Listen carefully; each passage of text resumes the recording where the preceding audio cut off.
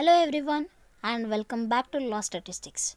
Today we will be discussing about acceptance in the Indian Contract Act. Acceptance.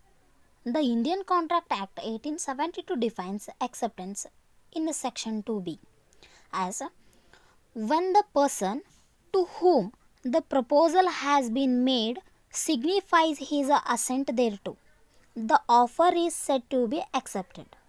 Thus, the proposal when accepted becomes a promise. So, as the definition states, when the offeree to whom the proposal is made unconditionally accepts the offer, it will amount to acceptance. After such an offer is accepted, the offer becomes a promise. Say, for example, A offers to B buy a car of rupees 2 lakhs and B accepts such an offer. Now this has become a promise. And when the proposal is accepted and it becomes a proposal, it also becomes irrevocable. An offer does not create any legal obligations, but after the offer is accepted, it becomes a promise, and that promise is irrevocable because it creates a legal obligations between the parties. And an offer can be revoked before it is accepted, but once acceptance is communicated, it cannot be revoked or withdrawn. And rules regarding valid acceptance. These are some rules of a valid acceptance. First one, acceptance can only be given to whom the offer was made. In case of a specific proposal or offer, it can only be accepted by the person it was made to. No third person without the knowledge of the offeree can accept the offer. Let us take an example of the case study of Bulton versus Johns.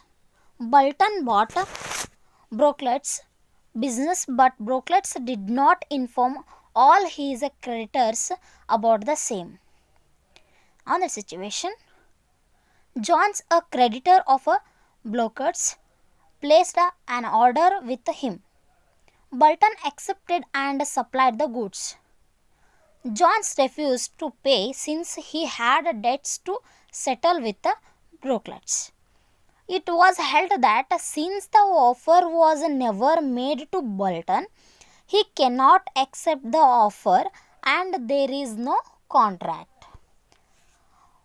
In case when the proposal is a general offer, then anyone with knowledge of the offer can accept it. Yes. Second one, it has to be absolute and unqualified. Acceptance must be unconditional and absolute. There cannot be conditional acceptance that would amount to a counteroffer, which nullifies the original offer. Let us see an example. A offers to sell his cycle to B for rupees 2000.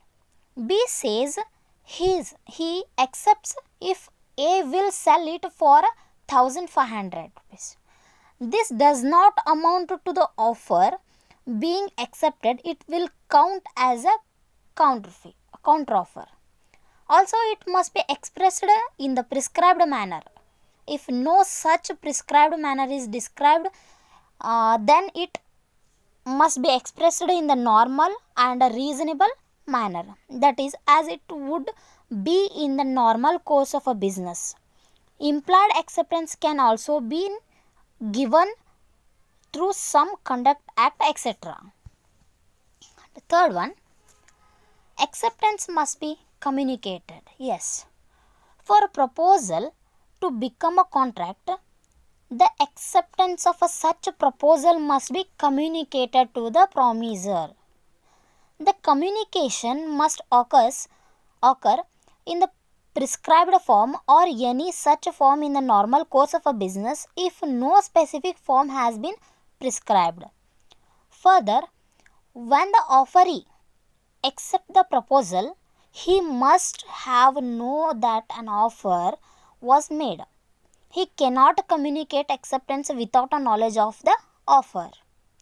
So, for example, when A offers to supply B with goods and B is agreeable to all the terms, B writes a letter to accept the offer but forget to post the letter. So, since the acceptance is not communicated, it is not valid. Fourth one, it must be in the prescribed mode. Yes, acceptance must be in the prescribed mode. Acceptance of the offer must be in the prescribed manner that is demanded by the offerer. If no such manner is prescribed on that situation, it must be in a reasonable manner that would be employed in the normal course of a business. But if the offerer does not insist on the manner, after the offer has been accepted in another manner, it will be presumed he has consented to such acceptance. So, for example, A offers to sell his farm to B for 10 lakhs. He asks B to communicate his answer via post. B emails A accepting his offer.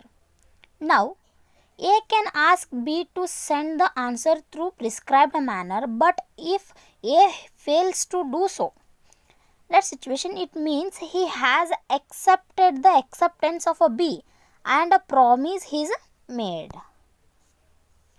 Fifth one, implied acceptance. Section 8 of the Indian Contract Act 1872 provides the acceptance by conduct or action of the promisee is acceptable. So, if a person performs a certain actions that communicate that he has accepted the offer, such implied acceptance is permissible.